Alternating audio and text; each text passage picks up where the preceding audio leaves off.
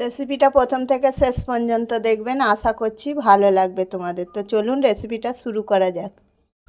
খুব সুন্দর একটা পাউরুটি আর ডিম দিয়ে রেসিপি বানিয়ে দেখাবো। রেসিপিটা এটা কী বানাচ্ছি নিজেই আমি জানি না, কিন্তু খেতে খুব অসাধারণ লাগে।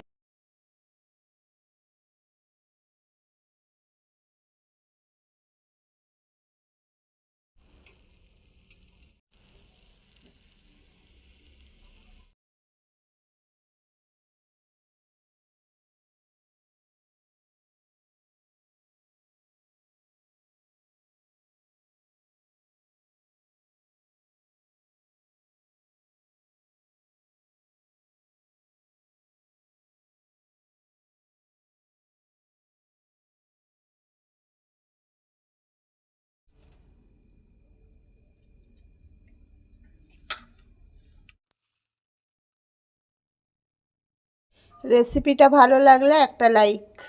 এই সন্ধ্যার নাস্তাটা কার কার ভালো লাগলো একটু কমেন্ট করে জানাবেন। সেই একটা লাইক করে যাবেন।